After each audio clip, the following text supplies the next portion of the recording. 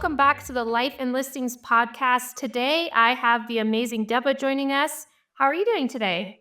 I am doing wonderful. I'm so honored to be on the podcast. Thank you so much for having me. I'm really excited for our conversation today. So, for anybody that's listening that has not met you yet, tell us a little bit about yourself, where you're at, what you're doing. Yes, so I live in the Dallas, Texas area, a little suburbs outside of Dallas, and I am a top producing listing agent as well as an investor, as well as an educator that teaches people how to invest and literally change their life by building generational wealth through real estate. Love it. I love it. How did you get started? Were you an investor first? Were you an agent first? Where did you begin? Yeah, so I was actually an investor first. I had a regular job and I realized that I wanted more out of life and I wanted a little bit more freedom. And so my husband and I decided to jump into real estate investing and we bought a couple of rental properties. And then in order for us to scale, we felt that one of us needed to leave our current occupation and jump fully into real estate. And which led me to decide I would love to do that. And I quit my job as an educator and jumped into real estate full time. And I started becoming a realtor as a way to build some active income to turn around and buy more passive properties. Amazing. So, you bought some rentals to begin with. Were they long-term rentals? Yes. Yeah. And then you started selling real estate. Where did the majority of your business come from? How did you become a top producer?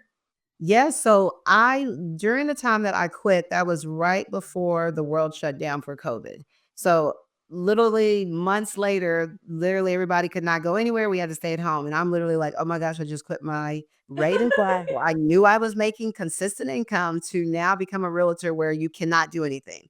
Yeah. And so I just started posting on social media because that was one place that I knew everybody was on because we were home all day. Yeah. And whenever I would go out and do rentals or show houses or me just walking potential investment properties that I was thinking about purchasing, I posted everything on social media. So people literally followed my journey. And as I continued to post, people were interested and people were ready to buy properties. And literally, social media was where it was at. I joined little small different groups and I would post about real estate. And majority of my business came from total strangers, not family, not friends, Wow. total strangers. So, was it just about the consistency? You were a brand new agent, right? But you were posting so consistently that everyone probably the assumption or the brand awareness of, wow, she's out there doing the thing. She must sell a lot of real estate. Yes, yes. And literally just posting every day doing something about real estate. Because I think the hardest thing for a lot of realtors is that normally going into real estate is probably your second career. So people are used to you being whatever you were prior to going into real estate. So now Yeah. you have to change their mindset. Instead of seeing me as an educator, I need them to see me as a real estate professional. So I would have to post more and talk about real estate, and everything was gearing them towards, hey, when I think about a house, I wanna think of Deba, and that's what I Mhm. do with social media posting. Yeah.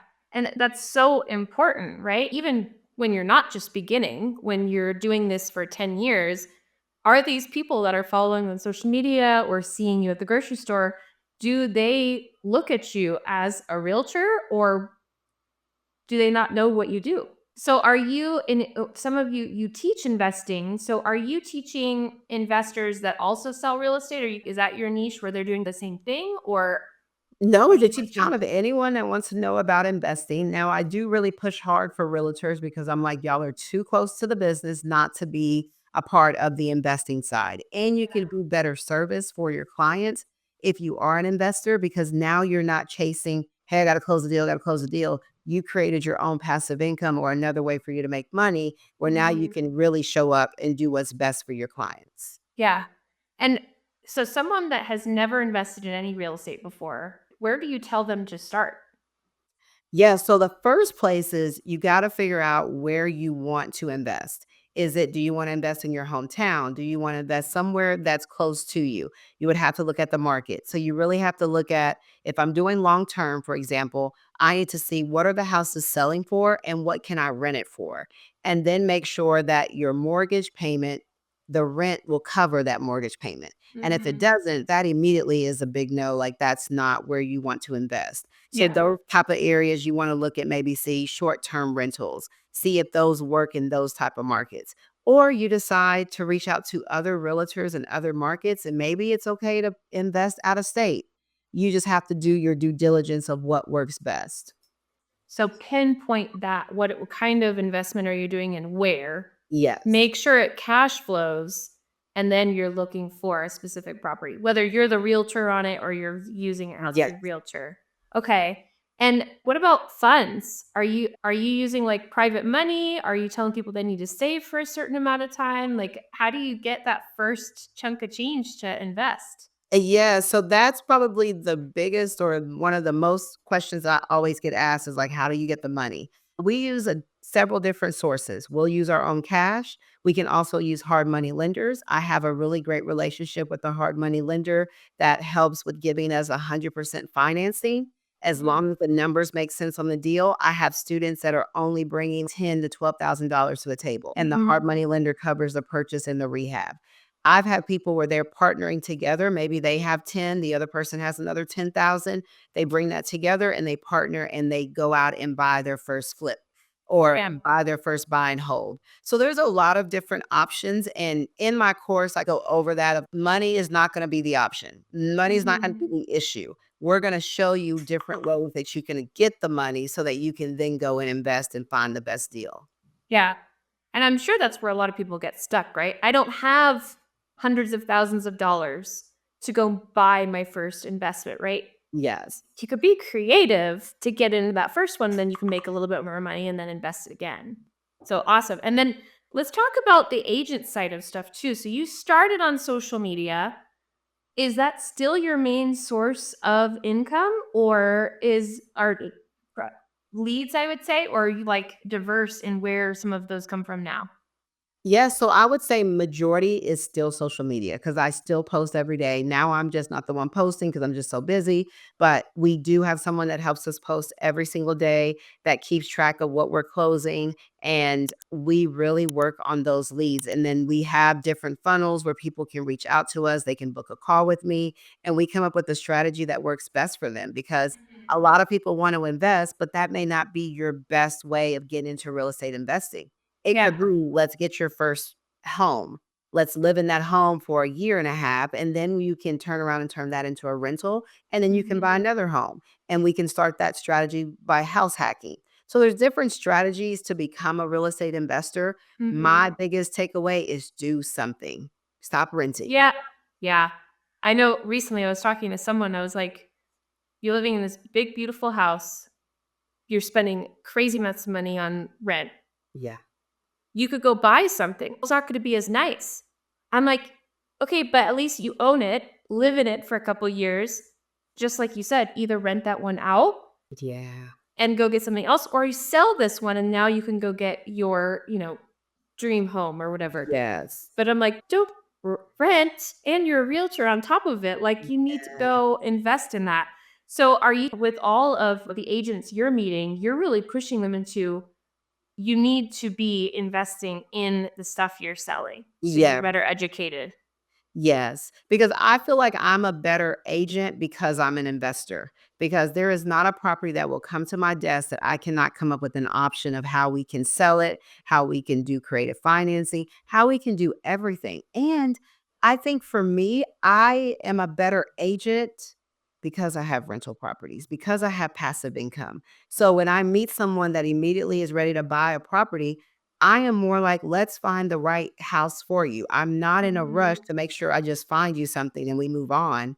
I'm going to be more looking at the deal wholeheartedly. Okay, is this the right deal? Is it the right time to buy?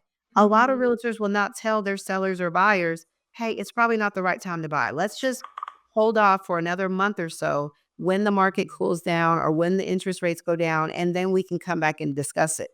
Most realtors may not have that conversation because we're looking at, okay, I don't really have anything in the books to close. So I really need to push this, even though it may not be what's really best for your client.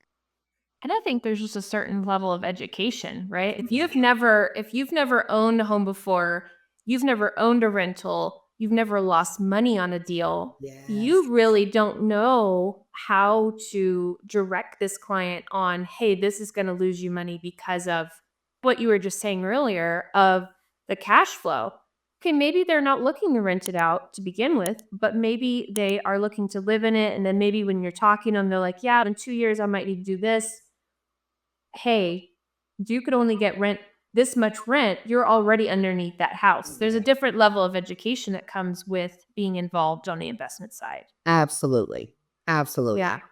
Yeah. What's your favorite investment currently? Like what does your portfolio mainly consist of? Is it long-term rentals, flips, a mixture of everything?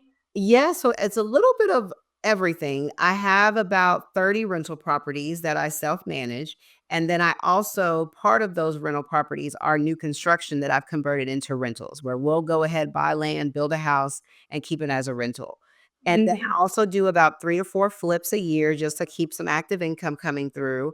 And I do a lot of creative financing too, like taking over mortgage payments, doing subject to, or taking over, like doing owner finance.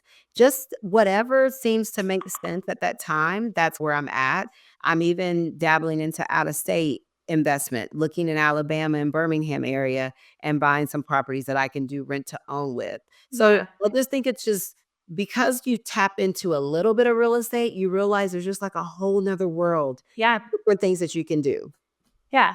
You really start being creative and it opens up. And that's why I think being an investor and being a realtor is helpful because you're like, there's all of these other things we could be looking at to meet whatever goal they have Right. 5 years, 10 years, 20 years down the road. It's going to open us up. So I'm going to pivot a little bit on this one, but I'm going to ask you, what is your superpower?